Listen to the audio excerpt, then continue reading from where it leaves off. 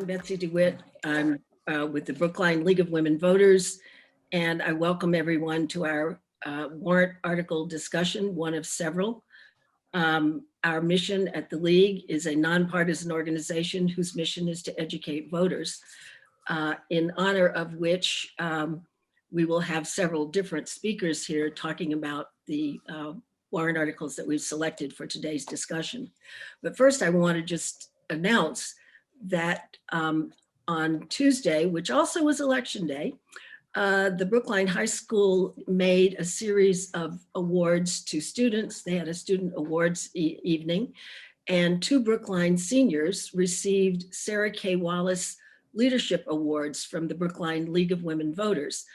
Seniors Catherine O'Connor and Samantha Brady Myeroff got leadership awards, and we're very proud that they are part of our community, and we welcome them to the group who have been recipients of Sarah K. Wallace Awards.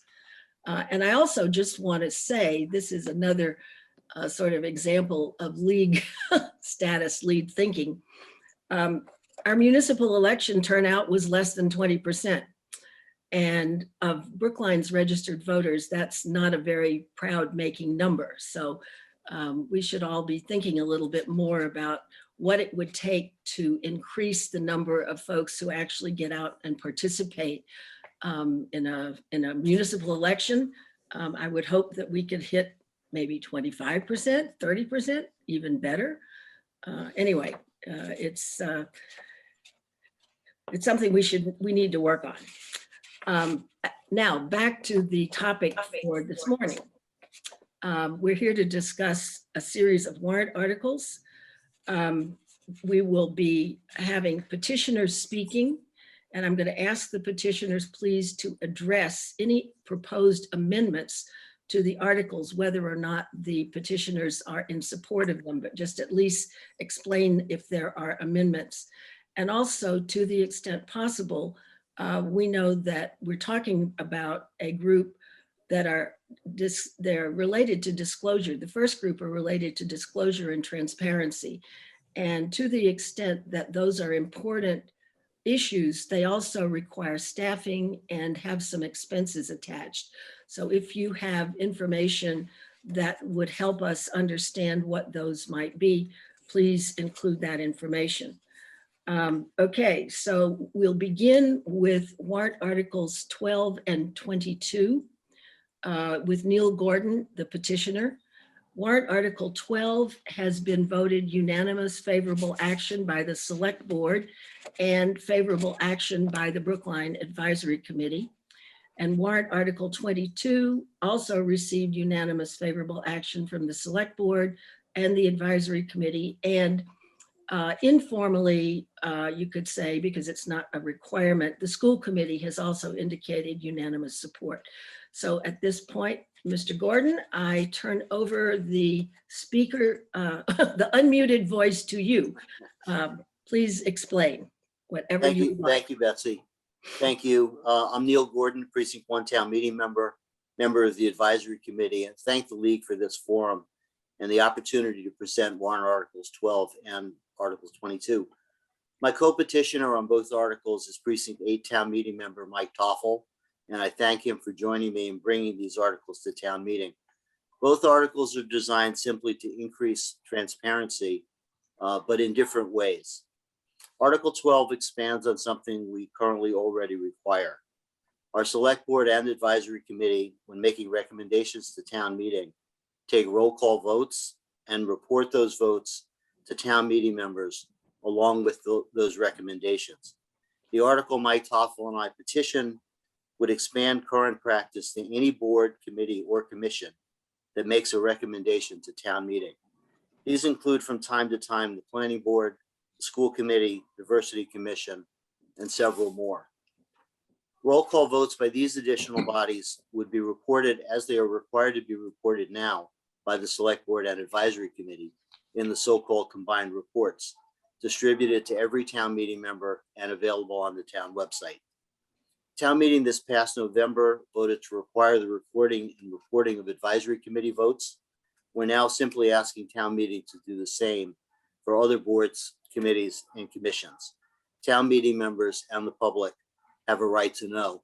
And in the case of this particular article, there's no particular cost. Votes are recorded for the most part anyway. We're only asking them to be reported in the combined reports. The person writing the report can do it. It's not something that takes particular staff support or much time.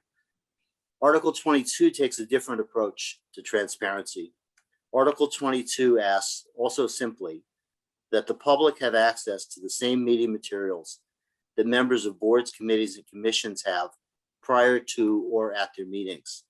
If documents are distributed to members, let the public see those documents too. It's only fair that we have an understanding of what our government is doing as it's doing it. Again, not a complicated concept, and again, not a new idea. In 2017, a PAC-sponsored warrant article was withdrawn following the promise of the select board and town administrator to come up with a plan for distribution of documents. Some progress was made, but not nearly enough. And so Mike Toffel and I brought Article 22. There's little objection to our proposal and concept, and much of the debate at advisory in particular was about the technical aspects and related costs. We've reached some reasonable compromises there, moving ahead deliberately, but also methodically, one or two boards, committees, and commissions at a time. Over time, a relatively short time, just under a year. Document transparency will be the norm. The details of Articles 12 and 22 are online in combined reports on the town website and town meeting files. As a bylaw, the details are important, but conceptually, Articles 12 and 22 are straightforward. Perhaps they're best expressed in the opposite order in which they'll be taken up by town meeting. Article 22 will give the public access to meeting documents at the same time that members of the various boards, committees, and commissions receive them. Article 12 will inform town meeting members and the public of the names behind the votes in the combined reports. It's not complicated, it's simply transparency. The more complicated technical issue of sharing documents in real time. Many boards, committees, and commissions distribute their documents by email to their members. And the town's current IT infrastructure is clunky in terms of getting those same documents either attached to an agenda or otherwise posted on the town website. The reason that we're rolling this out methodically, and I have the list actually, starting with, so we have the select board and advisory committee first, transportation board, planning board, preservation commission, zoning board of appeals, and school committee. For those meetings, all public bodies by February 1st, 22. So it's going to roll out. The good news is that the technology is catching up, and it's getting easier for a lightly trained user that doesn't have to be town staff to distribute documents and hopefully on a couple of clicks, get it posted to an agenda at the same time. It's being addressed. It's hopefully low cost. There are investments in IT technology that are happening anyway. And we think that it ends up being modest and hopefully lost in the rounding in the budget. And I thank you again for the opportunity to present. Thank you, Neil. I'm sorry, I didn't mention at the beginning that if you have questions for Neil, please put them in the chat. But we can also, we have a small enough gathering, I think we could probably take spoken questions easily. I do have a couple for you, Neil. Have you or anyone spoken directly to the IT department about implementing these practices? We spent, the advisory committee at a subcommittee hearing, spent a fair amount of time with the IT director. And it's one of the, those conversations that led us to, I'll call it a compromise. I think it's a planned rollout is better than a compromise. We sacrificed no one's principals, including the IT departments, and including, sort of some budget discipline. To implement this obviously instantly just causes turmoil.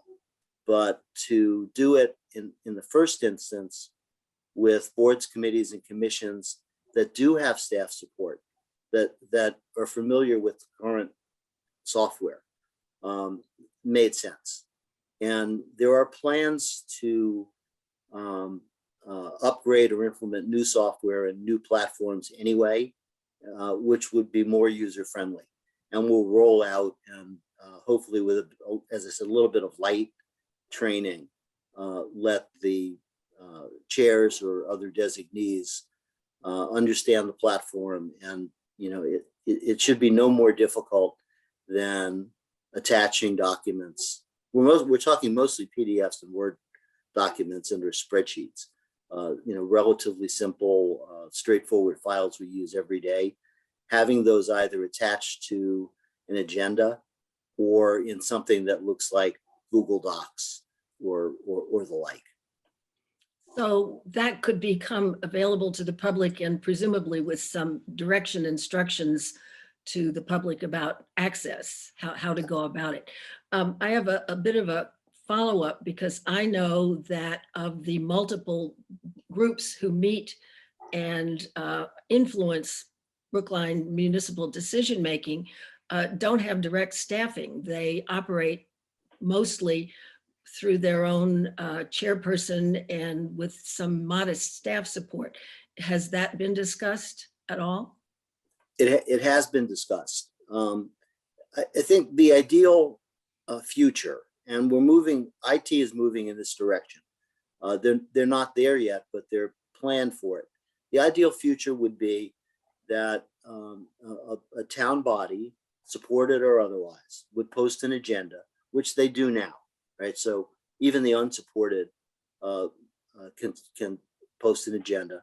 And at the same time that agenda is posted or updated, the files that are distributed to the members of the body would just be available and posted online, perhaps through something that looks like an email.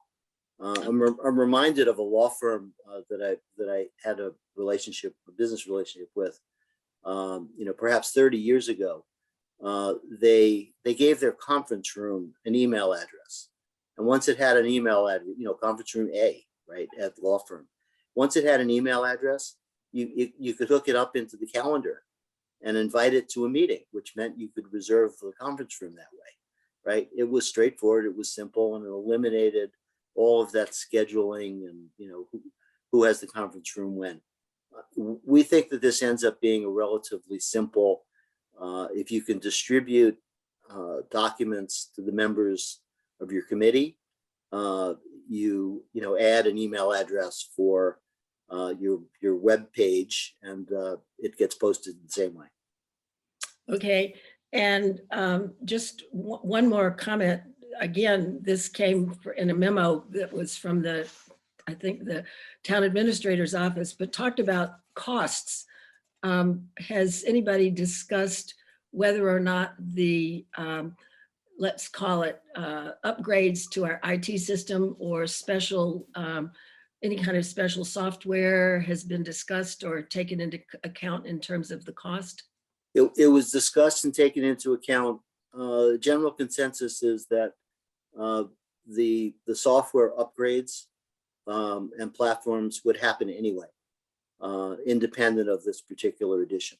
I won't pretend that there's zero cost. Everything costs something, but there's no significant.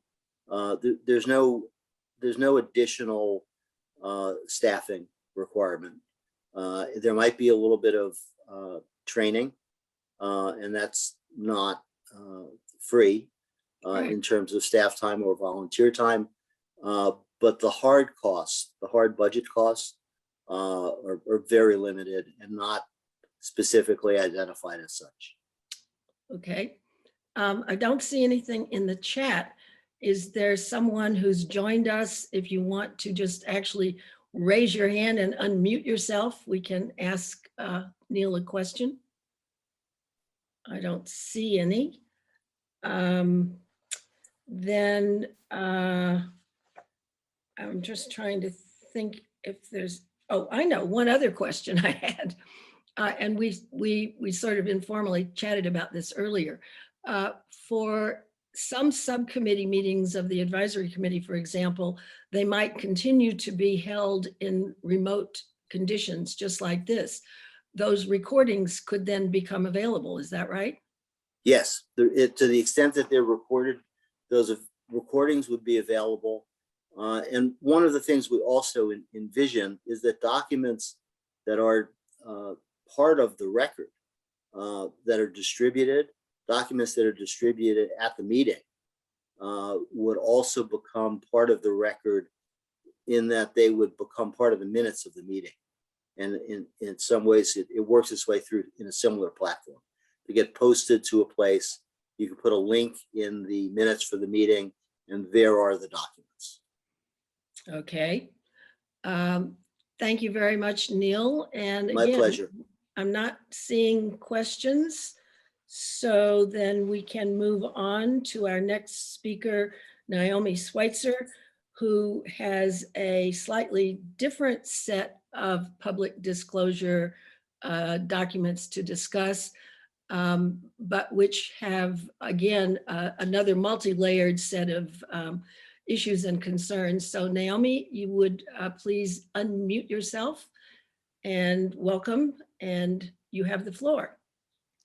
Thank you, Betsy, and good morning, everyone. It's really good to be here this morning with everyone, and thank you so much to the League for this opportunity to present on Warrant Article 33. Again, my name's Naomi Schweitzer, and I'm a town meeting member from Precinct 10, and my co-petitioners are Danny Stone from Precinct 10, Jonathan Klein from Precinct 10, and Hadassah Margolis from Precinct 8. And I do have a PowerPoint presentation, which Good. I'll pull up in a moment. But just a little bit by way of background, part of my professional work is I work with communities and states across the country with the federal government in their efforts around affordable housing and ending and reducing homelessness. So I work with HUD and the VA on a regular basis. And so some of what you'll see here in the Warren article comes from my experience and understanding of some of the federal funds that we'll be referring to with Warrant Article 33. So just to start with the goals of Warrant Article 33, the main purpose is to provide information about large-scale emergency, disaster, and stimulus funds received by the town by other higher up government entities that are outside the normal budget process. So as I think all of you know, our regular budget, right, goes through town meeting every year, and these funds are outside of that normal process. So it's a way for the public and our elected bodies to have information about what these funds are and how they're being spent. And then the other portion of the Warrant article is to give the public a chance to comment on the funds that the town has received for emergency situations. And it really provides a structure, not only for the public, but for our various bodies in town to receive reliable information about these funds in a regular and reliable format. And it also allows for a public hearing, a one-time public hearing during the time frame of the funds for the public to provide comment. So what kind of events would Warrant Article 33 cover? It would cover large-scale emergency events like the global financial crisis of 2008 and the current public health crisis with COVID-19. And under the current crisis, some examples of the funds that would fall under Warrant Article 33 are the CARES Act, of which the town has received approximately $5.2 million, and then the American Rescue Plan, where it's anticipated that the town will be receiving approximately $34 million. And then what events or funds would not be covered by Warrant Article 33? So any emergency, disaster, or stimulus funds of less than $500,000 provided to the town, funds for one-time emergency weather events like big snowstorms, It would not cover normal, federal grants like CDBG that come in annually, and it would not cover any funds provided to the schools. And this is what the warrant article would provide for. It would have the town post on its website. So what would be posted on the website is basically the basics, right, about the fund. So folks would know what's there. So the name, is it coming from the federal government, and what department of the federal government or from the state?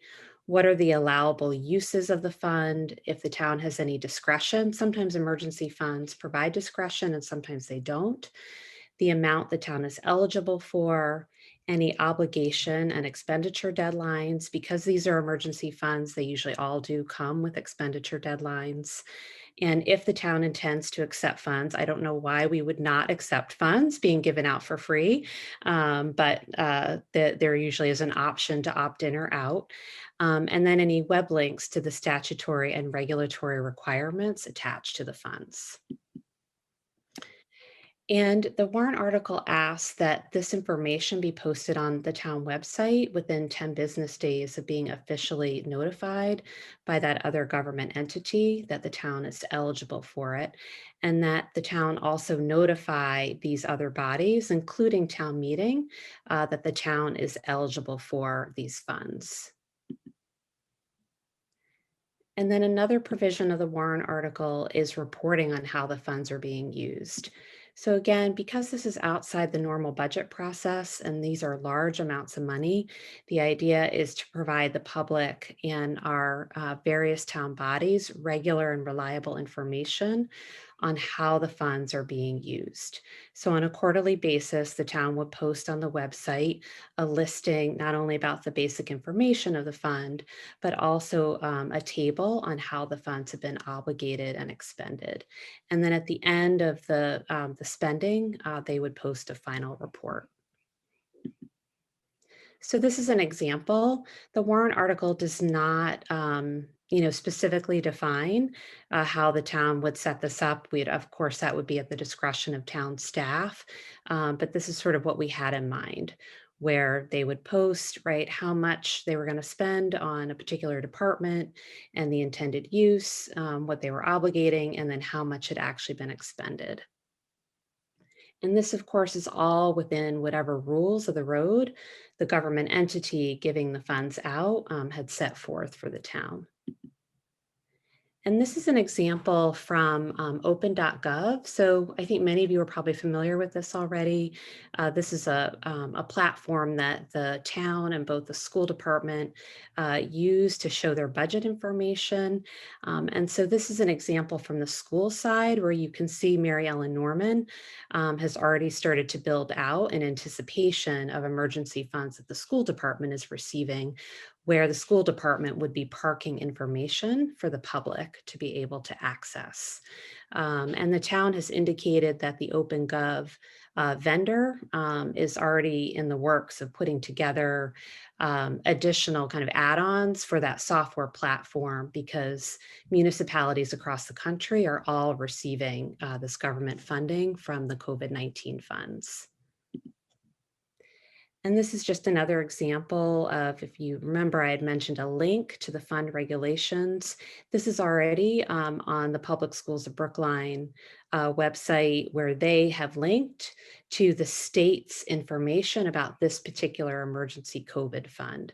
So it's not going to look exactly like this, but this is an example of where the town would just be taking information from the state or federal government and putting the link to it so that the public has access to it.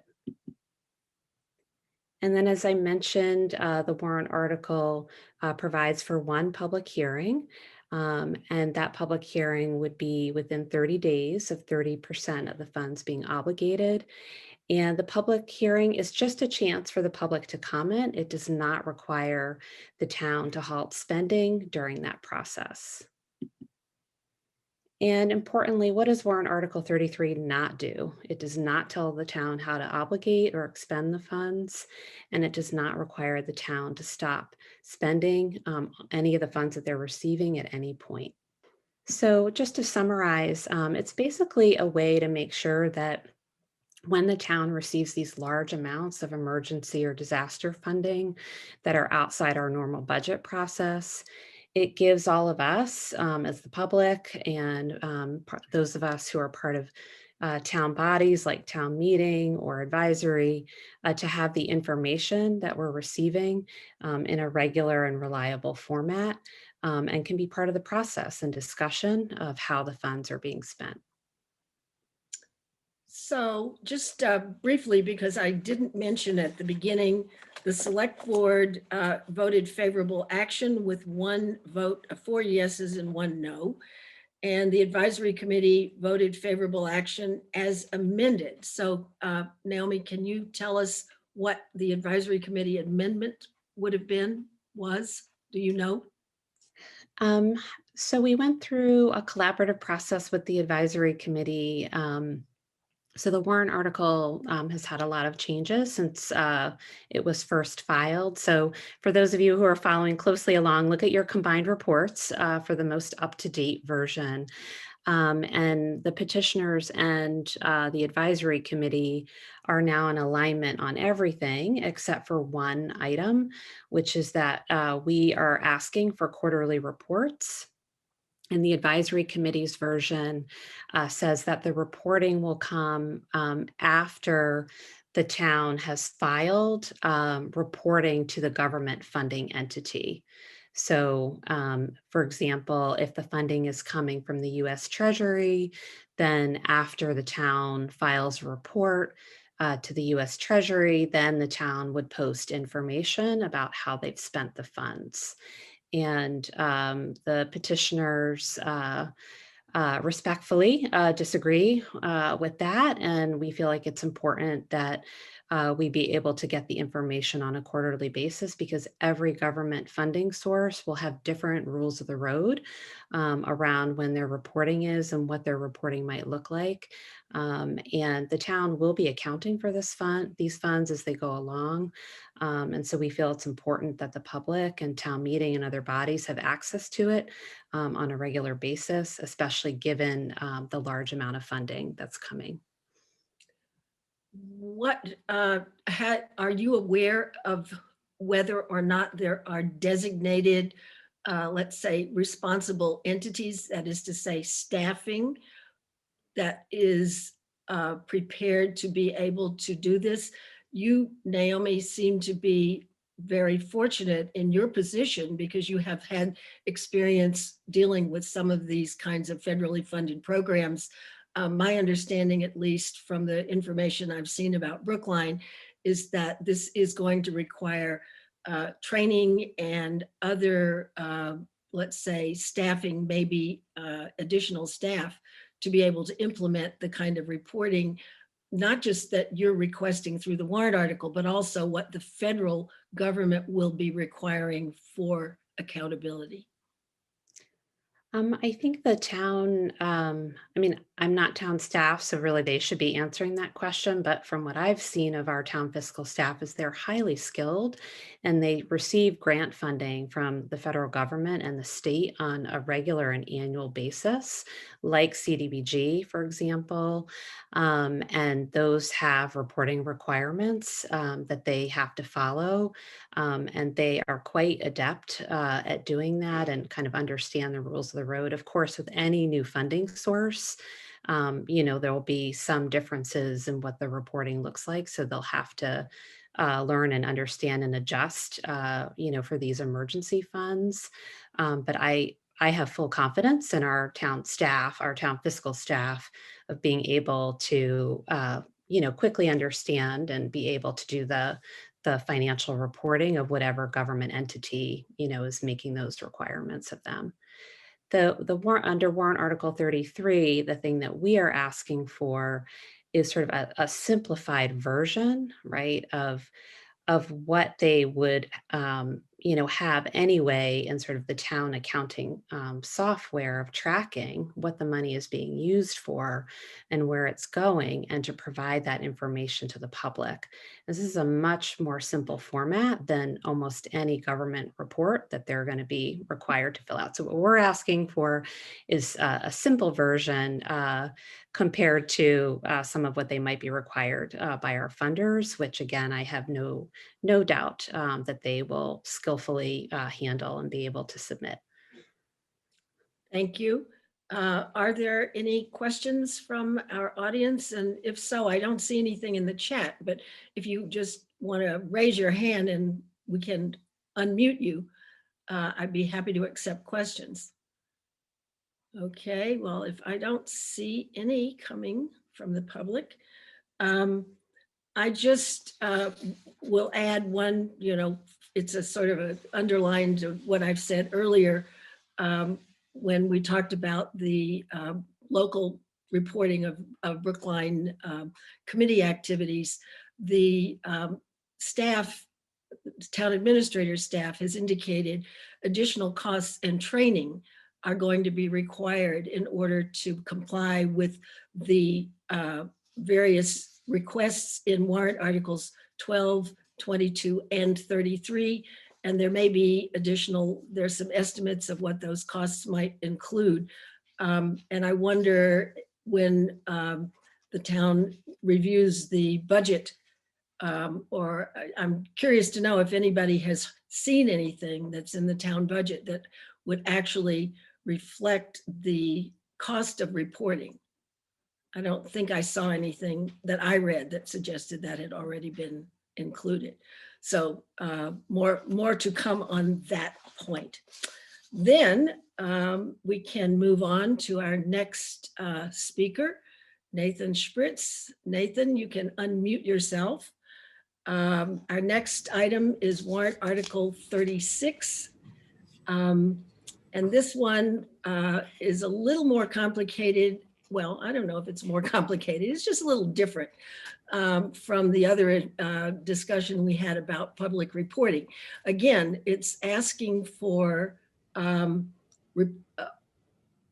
town to report on implementation of actions taken by the recommendations from the BFAC committee. In this case, the select board has voted no action with a vote of 4 in favor of no action and 1 opposed to no action. And the advisory committee had a rather divided vote, but did in the end support a favorable action as amended.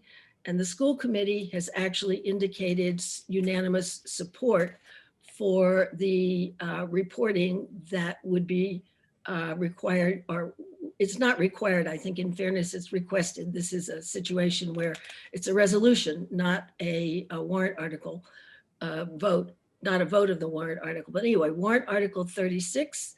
Mr. Spritz, are you unmuted? You have the floor. Welcome. Thank you very much. And thank you for all the good work the league does, every election cycle and every town meeting cycle. And Nathan, for everybody's benefit, you might want to just go through a little bit of what these recommendations include so people can understand what the reporting involves. Okay, let me start. Let me start with what the article is about. I wrote something up that shouldn't take but a few minutes. Sure. No, you have plenty of time. So the Brookline Fiscal Advisory Committee was formed based on a committee charge that the select board passed in August of 2018. As you recall, the fiscal situation in Brookline at the time was concerning. We were fiscally strong at the time, but we had expenses that were growing considerably faster than revenues and were projected to continue doing so throughout any reasonable planning horizon. Brookline had experienced considerable elementary school enrollment increases, and these students were soon going to age into the high school. The town had recently been presented with or was contemplating debt exclusions associated with rebuilding Florida Ruffin Ridley, a 9th elementary school, a high school renovation at Driscoll, the future renovation of Pierce. With much of this work, we anticipated that student enrollment increases would require not just more space, but more teachers and staff to serve these students, and that means operating overrides. As always, there was pressure on the operating side of the budget, It could squeeze the capital budget, threatening to delay or possibly eliminate capital work. We had already passed 2 overrides and given the then current financial projections, a 3rd override was likely to be needed.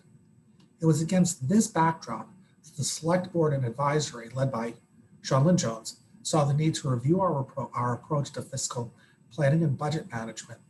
In a state where Proposition 2.5 firmly caps, to borrow a zoning term, as of right tax increases, we faced operating needs that were growing faster than our revenue projections allowed, and marijuana was not going to completely close the hole. In simpler terms, we were going to have to make hard choices over and over again. Either we cut spending for services our residents want, or we go back again and again for tax overrides. The Select Board clearly wanted a better grasp of the situation and options available to Brookline before contemplating either of these 2 paths. So on August 7, 2018, the Select Board approved a charge to form a committee to study these issues and to report back. BFAC was to, first, review and evaluate Brookline's fiscal projections through fiscal year 22, 2, examine town and school budget principles and financial policies, and 3, suggest actions that address misalignment between projected revenues and expenditures. The charge goes on to discuss what is in scope and what's outside of scope, and what BFAC should rely on for information. But then it gets to the key and most important operative part. The BFAC shall deliver a report that, first, provides a record of its investigations and discussions, 2, states its findings, and 3, contains concrete recommendations. It is this last bullet that this warrant article seeks to strengthen, in particular to help town meeting members and the public to better understand the progress the town is making in executing the recommendations in the BFAC report. Town meeting, as the town's legislative body acts, as the town's legislative body acts with bylaws, it passes resolutions, it asks the state legislature to change our laws to accommodate something we care deeply about. But we have one responsibility that can never wait. We have to pass a town budget on time every spring.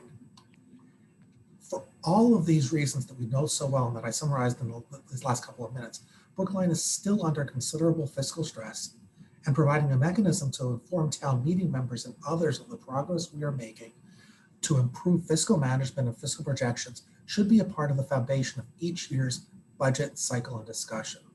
One obvious question is, can we hold ourselves accountable? Not my question. This question came out of public comment during BFAC, and was seemingly born of the weariness of so many promises and not enough follow through. In fact, this warrant article creates an accountability mechanism.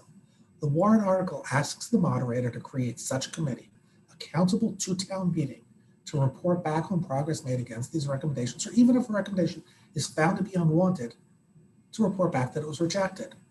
The committee would report in advance of Fall Town Meeting 2021, Spring Town Meeting 2022, and again before Fall Town Meeting 2022. That's the last of how long this committee would be in existence. The Select Board, as Betsy just said, voted no action. They thought that several of the recommendations have been or are being implemented, and that while they did recognize a need for greater accountability, they didn't think this was the right approach. They correctly pointed out that the Select Board created the original committee and town meeting did not. But they're really concerned, I think this was the crux of the matter, with setting a precedent that one committee could review the work of another. To this, I say, only me, that town meeting is a separate co-equal partner in our government, and that we may sometimes have to act independently if we're not getting what we need. It's inefficient for sure. Town meeting meets far too infrequently to govern day to day. But our core responsibility is to pass a budget. And if we need more information or clarity about budget processes, we need it. And if you vote favorable action on this warrant article, you are in fact declaring, give me more information. Discussion and advisory also indicated that, and again, as Betsy said, this vote was not overwhelmingly one side or the other. It was pretty close. Discussion and advisory indicated some doubt that a moderator's committee was the best approach to speed the recommendation implementation. Again, because they were concerned about oversight one committee over another, I think. But certainly they agreed that some prodding was required So advisory did finally support the motion. And then just speaking personally, just for me, this has been a hard year for all of us. COVID changed our focus from what would have been an energetic effort to improve fiscal processes to reacting every day to news and to making sure that our residents and staff were safe. News of police misconduct was on the TV all the time, outright murder by policemen. They've also required us to put our time and energy into things that were more pressing than dollars and cents. We also had a presidential election that was followed by a previously unthinkable insurrection. I have absolutely no idea how we revert back to a normal where we actually, in town government, where we put a great deal of our time and attention on fiscal management, something that still remains critically important to us. Creating this committee is going to help. Just a small number of us will hyper-focus on these issues so the rest of us can consume a well-written report. This is one of those ideas that just makes sense. Do something good so that the rest of us can more easily make better decisions. Thank you. And Again, I don't see any questions in the chat, but I can actually give you at least one follow-up that occurred to me. There are 18 individual recommendations coming out of BFAC. Are there any one of those that have already been being addressed in the way that the petitioners wish to be addressed? Or are all of these still in need of getting the kind of follow-up that was being requested? so some of these, Betsy, are process items. Evaluate key programs and services on a periodic basis.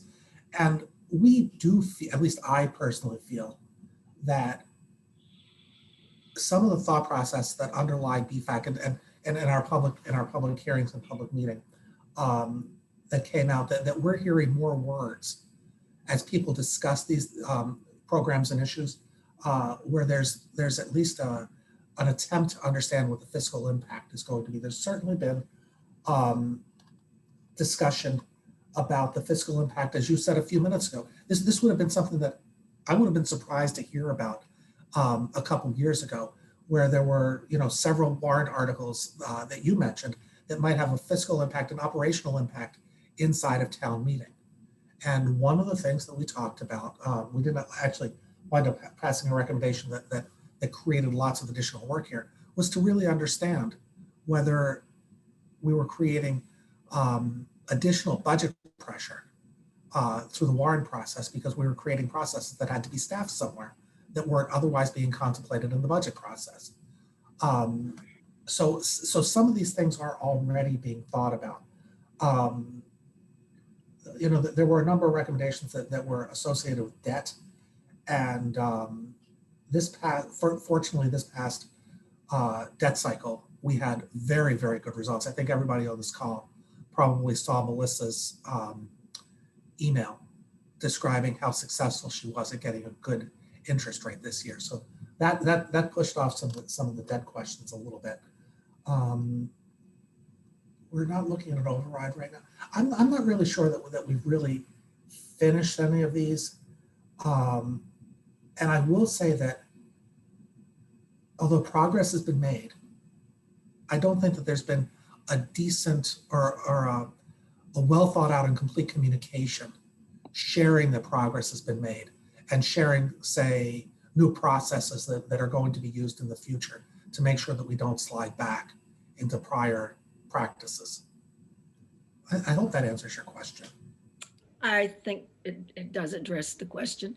And since the matters that were a part of Article 36 have been discussed at town meeting in the past, I'm thinking this is not bringing new issues before the public or new issues before town meeting.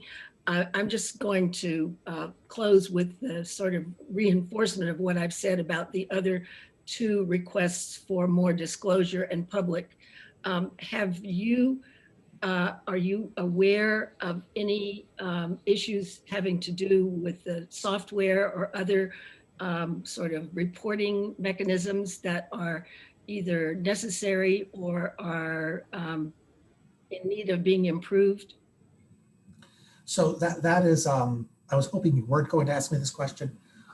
This is not really my area, and this was actually discussed at length during 2 of our BFAC meetings, but I wasn't really the person who was leading this Okay, particular. all right. We just know that this, I think collectively, all of these are going to mean the town's software, its information technology and website may be challenged. And it was helpful to know that there are some of the, I guess there's some budgeting software that is being implemented that could begin to address some of the issues that are raised both in the earlier warrant articles as well as the BFAC report. But I think in fairness to the public, this is one where it will be important for town information technology staff in particular, and also the departments and the staffing in the finance departments and other program areas where we are requesting appropriately greater accountability, will have the resources to be able to deliver. That's the issue that seems to be common across all of these warrant articles. So thank you. Yeah, Betsy, let me just comment on that really quickly. Sure. I misheard your original question, and I agree with your answer to your, so I think what your question was. I was thinking that you were asking me, and this was also the subject of some BFAC discussion, as I said before, was about the way that we shared information with the public, not the way that we collected it and worked on it internally. Certainly there was a lot of discussion about that particular issue, but we still don't feel that there's, or at least at the time when BFAC was still in existence, we didn't feel that there was good presentation skills or software to support those presentations so that they would be more easily consumed by town meeting and by the government and by the people generally. That's actually what I thought your question was about. So Sure, and what I'm doing basically is referring back to a memo that came out in March that suggests that it will be a challenge for the town to implement these various, and I'm being broad here. So there's different kinds of reporting that's being requested. The specifics of issues that have to do with funding and budgeting are presumably built into the town's processing to start with. But on the other hand, making that information readily available in the public is adding a layer that had not previously existed.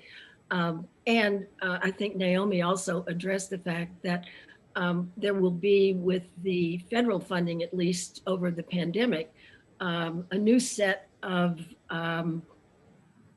funding sources that may not have been common for Brookline, and which will also require direct reporting for either state or under state and federal regulations.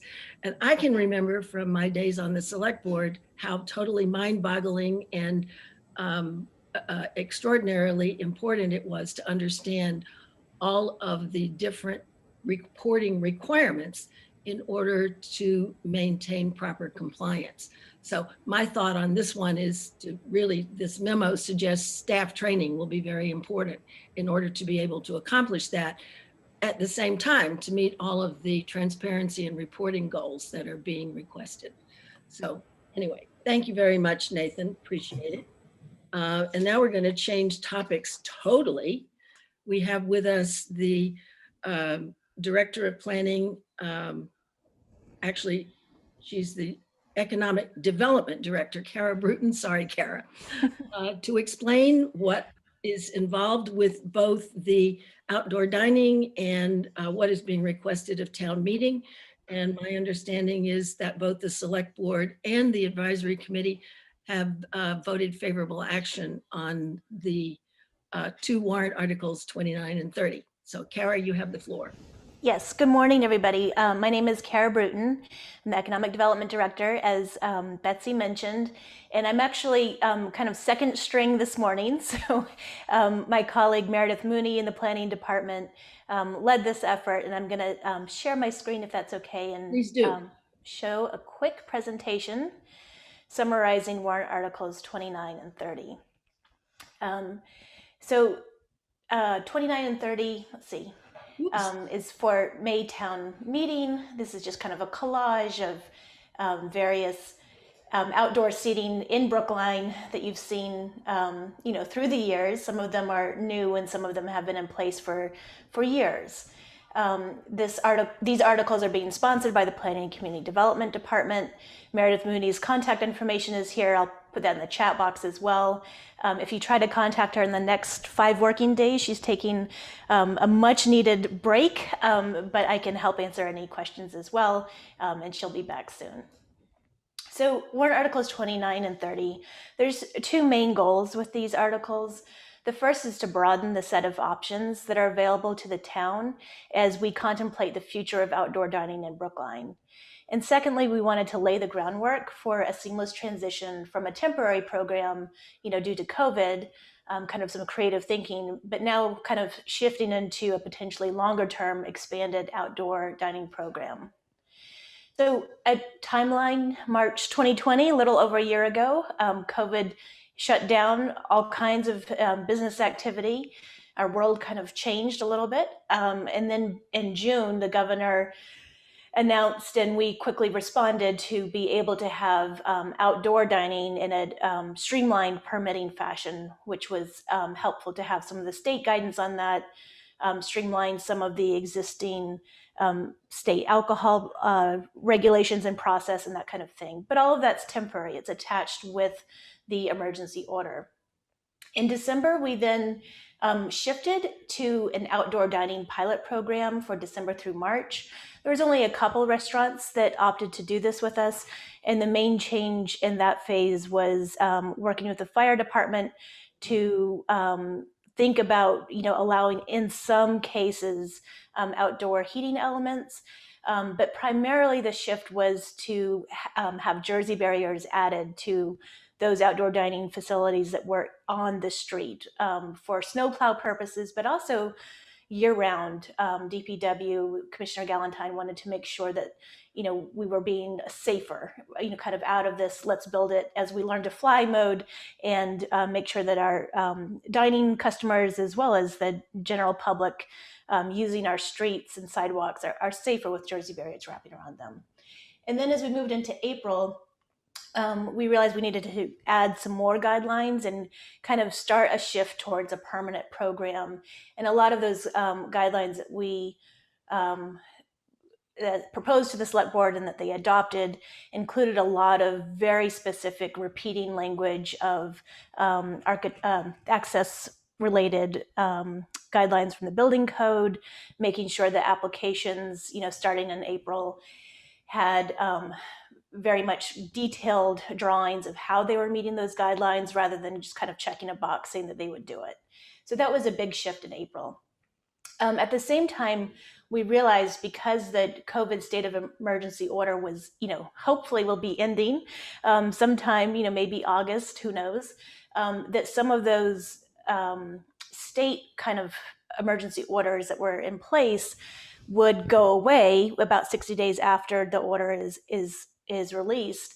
And then we kind of fall back onto existing local bylaws. And right now, both in our general bylaw and our zoning bylaw, outdoor dining is only permitted 6 months per year. And so these 2 articles think about, well, since we've had outdoor dining since January, it might be nice if they go a little bit longer. But even in years after COVID, we might want to think about having 7 months or 8 months where restaurants have the ability to have outdoor seating. There weren't too many restaurants that had outdoor seating every day, during the winter months, but there was a couple sunny days where people were able to, put out furniture and serve customers when it was practical to do so. So this May, we're asking for approval of warrant articles 29 and 30. This fall, we'll be reviewing our guidelines again and seeing if we want to make those permanent or make any additional adjustments. This December is when our current outdoor dining program expires. And then January of next year is when we'd like to kind of shift to a permanent program and figure out what we want to do ongoing. So 2 main goals: expanding the permissible outdoor dining areas, and that's by allowing seating in parking space parklets, as well as privately owned spaces adjacent to restaurants. And then the second thing is extending the season longer than the 6 months that's currently allowed. So pre-COVID, you'll recognize some of these images, of outdoor dining that was on a sidewalk. Sometimes that was privately owned sidewalk versus publicly owned sidewalk. But in the public sidewalk here at the public house, where it was contiguous to a restaurant, these are, kind of pre-COVID, what was going on with outdoor seating. During COVID, there's been some creative examples of additional ideas, outdoor seating, and where parking spaces were. This is at Faux Lemongrass. Zaftig's, working with the school committee, used the driveway next to the Ridley School and there's a Zaftig's patio adjacent. Same thing with Granny O'Malley's. This is a separate property owner here on the left. They were able to get permission to have dining opportunity for them. And then Hamilton Restaurant, some of you may have enjoyed the last couple seasons, some outdoor dining and a kind of little concrete plaza next to where the farmer's market is. Sorry, hold on just a second.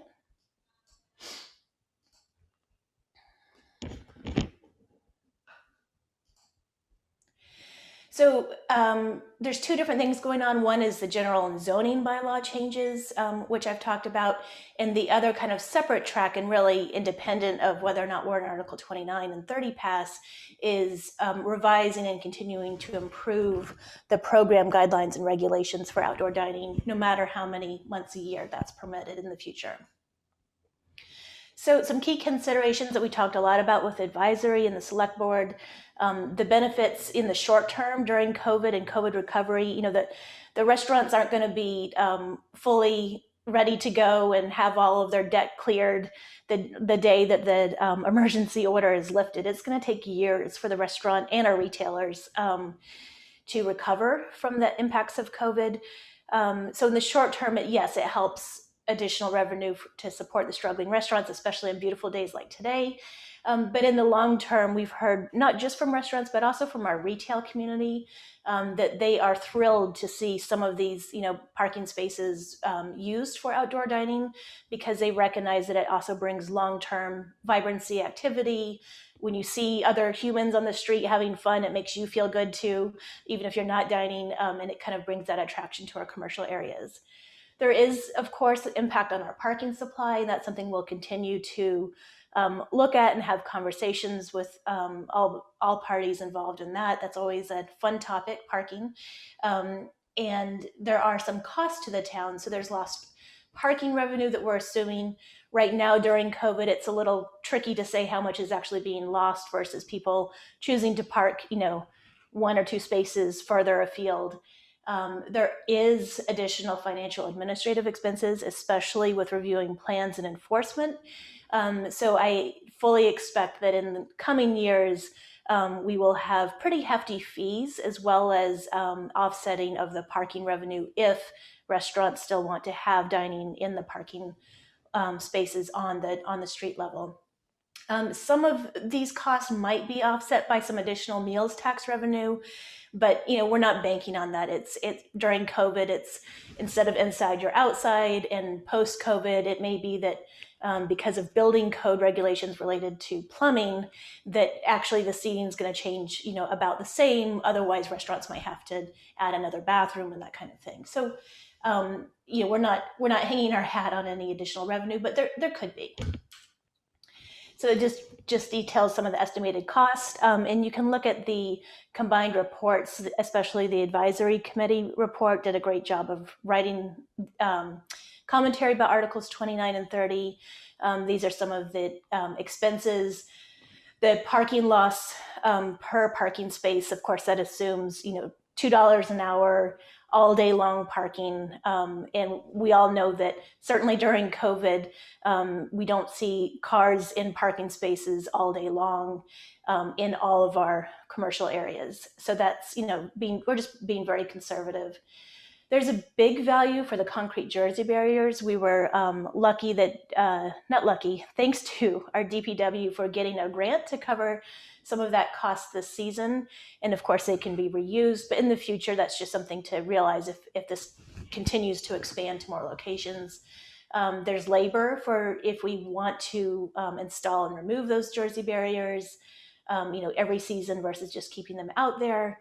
And then the coordination and administration, site visits. Our licensing office and select boards is spending hours and hours on this, fire department building. So there are some costs. We're estimating about 13,000 additional meals tax revenue just for this, calendar year.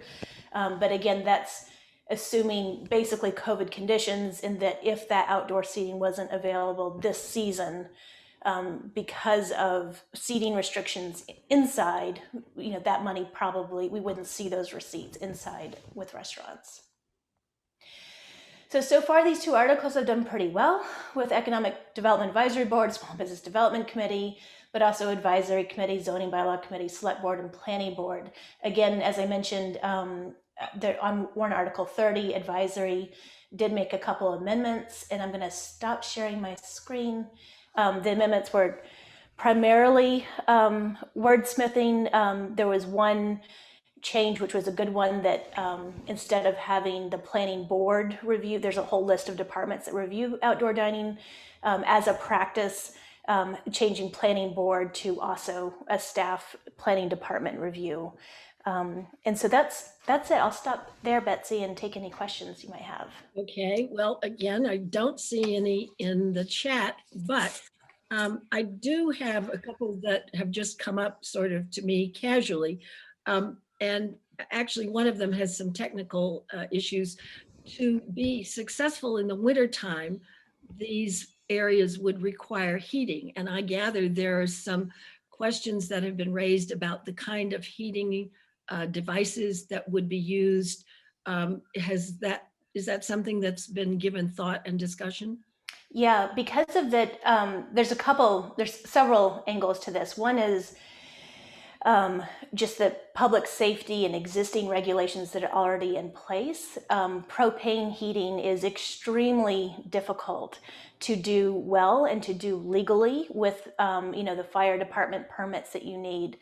Some of our restaurants, a couple of them have had those permits in place for years, but it requires, at night, the propane the propane tanks be, secured, and they call them a propane cage, and secured overnight so that they don't accidentally get knocked over or anything, more awful happen. And then on the electricity side, it also brings up some, again, existing building code issues that makes it kind of hard to implement. And a big issue is if you have cords that run, to your building to run that electricity out over the sidewalk. We need to be careful about clearance height, people raising arms, or even our sidewalk plow. But the biggest hurdle is a financial one for electric heating, because it's resistance heat. Think of old-fashioned heating baseboards. It's so expensive to run. We're hearing the same actually with propane as well, that many restaurants are finding it's just not worth it to, the cost is so high for the propane and electricity. Some of our restaurants will have propane, but they actually are turning it down on a really low level because it's just a psychological effect that if you see a propane kind of heating element, you feel a little bit warmer. But at the bottom line, to heat outdoor space is just kind of silly.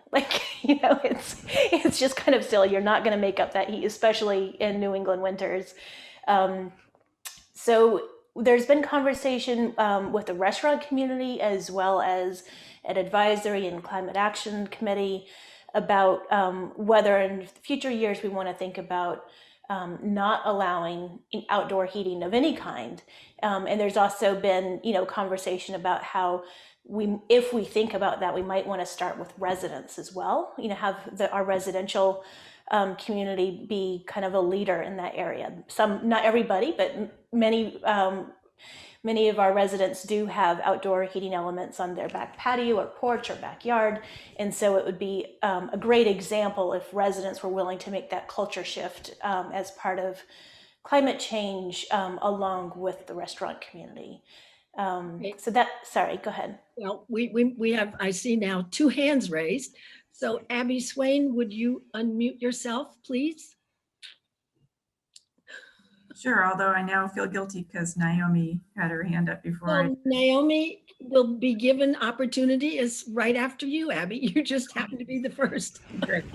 I want to thank Kara for sending me a link to the new guidelines on the town website concerning dining. And for the most part, they do address concerns that I have from the perspective of parent of a young wheelchair user who loves to eat out. But I wanted to raise a few things that I kind of hastily identified as places where we might want to beef up those guidelines or otherwise provide for a more congenial experience. For the parklet style outdoor seating areas, the temporary ramp, so to speak, is often not in evidence. When folks are asked to deploy the temporary ramp, often there's a little scramble to figure out how to use it. Sometimes the ramp is rickety. Some of the ramps are sort of hastily poured asphalt berm type things that really don't have the right slope or width and could be therefore hazardous. So I think a fair amount of policing of ramp access from the curb to the street level would have to be accomplished. And then there's the table size and type issue. I see in the guidelines good guidance on the level of the eating surface and the amount of D-clearance underneath.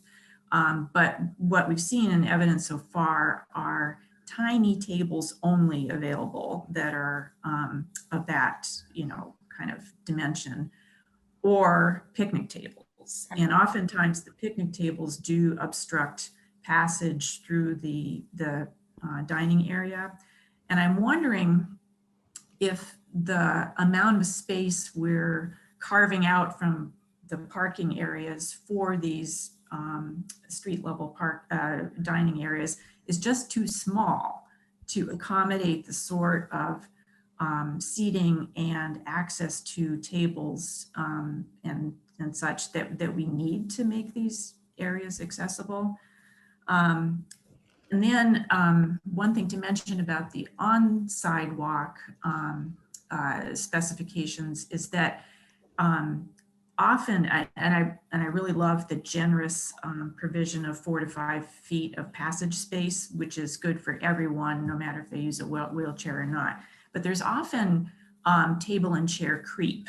And sometimes, when there's a family dog along for the meal, the dog will be kind of arranged across the sidewalk. I myself have been guilty of that in previous years. So I think we're going to need to be pretty vigilant. And I don't know if town staff can really bird dog this. We can rely to some extent on complaints, but only if we make the process of complaining explicit, welcome, and easy. A lot of folks now are getting used to using the Brook Online app, which is awfully handy, but sometimes the categories of complaints are pretty obscurely organized. So we may have to talk to Ben Vivanti about making an explicit tab for this. And folks in wheelchairs, especially like my son, who grew up being a normal Brookline kid for so many years and then just ended up as a result of skiing in a chair, they don't like to make spectacles of themselves. They don't like to come up to the door and say, hey, you're not doing this right.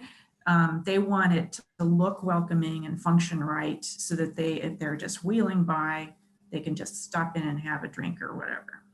Yeah, thank you for those. And if you could, I've been taking notes, but please do follow up with the email, and I know you will, with Todd and Sarah and Meredith and I.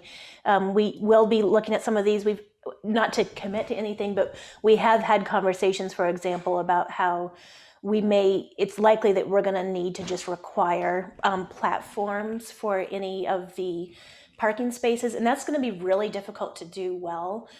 Kevin Johnson in DPW was, he's explaining to us that if you think of like the crown of the asphalt, it kind of dips down right at the curb. So the platform, if you look at the profile of the platform, in order to be level, it actually has to be like curved on the bottom. Sometimes you'll see like shims, some of the carpenters that have done it well. And then the height of the curb varies as well, even along, 2 or 3 spaces like we have.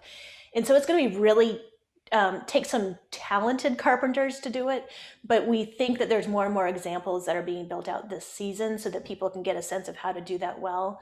DPW may also do a demonstration build out of that too.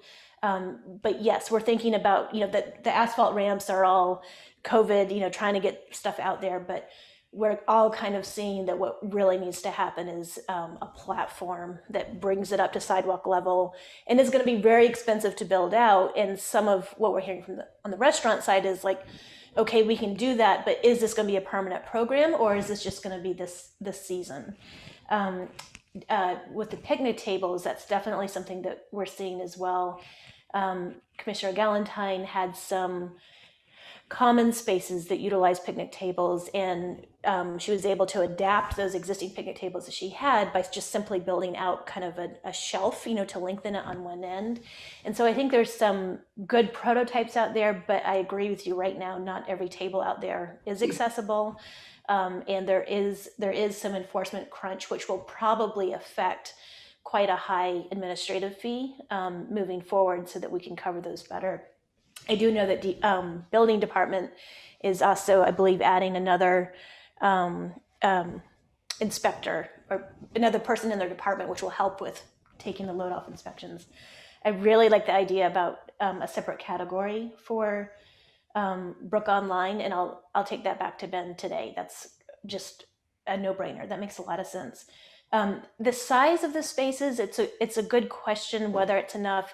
I know that this season we bumped it up, so rather than 1 or 2 spaces, it's actually taking up 3 spaces in most cases, 1 for kind of the angle Jersey barrier, and then kind of 2 additional spaces. So we'll have to see if we can get some good examples where that's enough space. The size, the width of the space seems like almost more of an issue, especially for those areas where I've seen picnic tables deployed. They just, the edge of the inner edge of the Jersey barrier, then the placement of the picnic table then leaves too narrow a space adjacent to the curb to pass. Okay. So, I don't want to not allow you to get your answers, Abby, but I do think this is getting rather into let's say detail level that should probably occur in a separate conversation. Having said that, I think it's really, really important to raise the matter of handicap accessibility. And to be fair, all of these totally different physical contexts that these outdoor dining areas may be set up in will have a variety of different demands. I hope that we will overcome those challenges, because frankly, today of all days, when it's been raining, I want to go sit outside and I want to be comfortable, and I want everybody else, including folks in wheelchairs and with crutches, to have that same opportunity. So anyway, thank you for your question, but I do want to give time to Naomi. So Naomi, would you like to speak? Yeah, thank you, Kara, so much. And I'm very excited about these warrant articles and just appreciate the support for our local businesses and our restaurants. It's been such a hard year for them, and the town staff has already done some amazing things during this year, and this is just a continuation of it. And I agree, it will bring more vibrancy, and we want to create that and don't want to end up with, in my opinion, more empty storefronts that turn into more banks. We need more restaurants and small businesses. But I just want to, without going into the beautiful detail that Abby did, my questions were around accessibility. And I just want to second and third and fourth everything that Abby just said. I've noticed actually in some of the pictures, I forget what they're called, but the things that restaurants and theaters use to kind of like block off a space, like they're with the ropes, the stanchions, I think they're called. Like you can look at some of those pictures and some of them look like they're making the sidewalk space like not passable, you know, for folks who might be coming by in a wheelchair or a stroller or with a walker or just barely. So sort of that creep, right, that Abby was talking about. I assume this has already been thought through and taken care of, but wanted to make sure that we're not losing any handicapped accessible parking spaces through the parklets, that we're just taking regular parking spaces. And I'm also wondering, you know, through the town staff and maybe the Disability Commission, if this might be an opportunity to do something similar to the Brookline Age Friendly Initiative, to, you know, have our restaurants sort of sign on, right, to a pledge or a commitment around access. And that's not just about outdoor dining, but, and I know there's things they already have to follow, they already have to do. But I know that the Age Friendly Initiative has really had an impact and raised awareness or for our business owners and help them all be in it together. And I know as a consumer, I see that sticker and I see how they've made changes to their layout. And while I don't need those adjustments yet, I will at some point, and I really appreciate it. So just putting that out as an idea. Yeah. Yes. So Or, you're absolutely right. And a lot of those adjustments that you may not need now, it actually makes it an easier experience for everybody. You know, it just makes it easier. yes, the universal design kind of Exactly. principles. Yes. Exactly. So, yeah, Sarah Kaplan and Meredith Mooney have actually been working on, so Sarah Kaplan's our accessibility coordinator for those that don't know that in the audience. Sarah and Meredith have been working on exactly your suggestion of having, you know, workshops, but also demonstrations and rewarding businesses, especially restaurants, that are going beyond, you know, there's the law, but then there's also really simple things that Sarah has pointed out to us, which restaurants are more than happy to do. They just, you know, don't think about it in their daily life, perhaps. One example is, especially for many of our restaurants are, you know, have 1 or 2 steps up. And if, as long as you're not triggering building code, there's no law to change that, but you are supposed to make it, your menu and your service as equal as possible to everybody.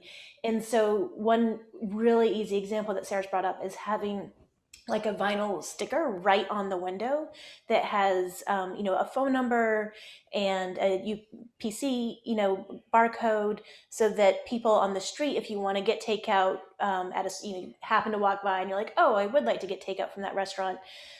You don't have to, you know, be waving to get the attention or call. A lot of restaurants don't have landlines anymore, you know, but to have the menu posted right there on the window so that people have the option of doing takeout. That's just one example.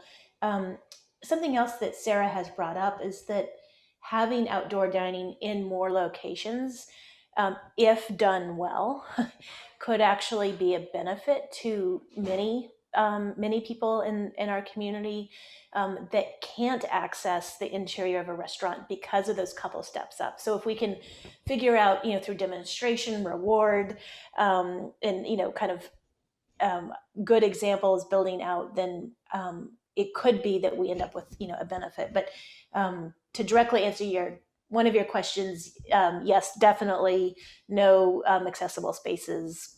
We can't, those and bus stops are just, the answer is no, which is unfortunate for some of our restaurants that happen to have, you know, be located in those locations. But that's just a bright line that we're not going to cross. And we do encourage them to talk to their, you know, neighboring business and see if we can adjust seating kind of down that path. Yeah, I'm going to put a link to the guidelines in the chat box for everybody, just for reference. And again, just to make it clear, kind of as Betsy was maybe hinting at, the guidelines are independent of 29 and 30. They're in place now. We're going to be revising and improving as we move forward, no matter what, because outdoor dining is allowed. But 29 and 30, you know, talks about the ability to extend that time period. But the guidelines are in place and that path will be improved whether or not 29 and 30 pass. And just, I think like other of the items we've discussed this morning, this is one where we're going to learn as we go. One breakthrough is year-round outdoor dining, just the concept.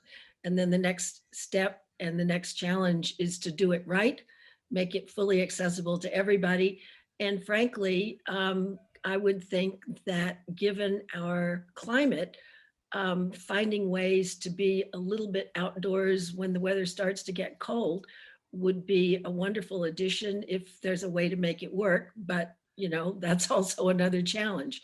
But I will say it is very good to hear how much thought is being given to these matters in the process of trying to set things up.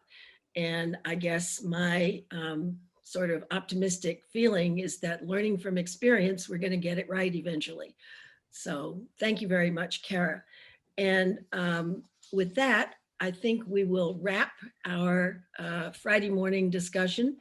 I thank our participants. I thank Neil, Naomi, Nathan, and Kara for helping us to better understand this series of warrant articles.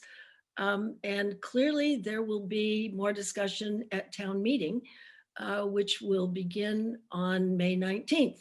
So we plan one more of these Friday mornings next week to address a few more warrant articles, but there's plenty more. I think almost 40 on the total agenda. So, and we're only able to touch a very limited selective number. But thank you all for being with us this morning, and we hope to see you again. Take care, stay safe, dine out in the sunshine today if you can.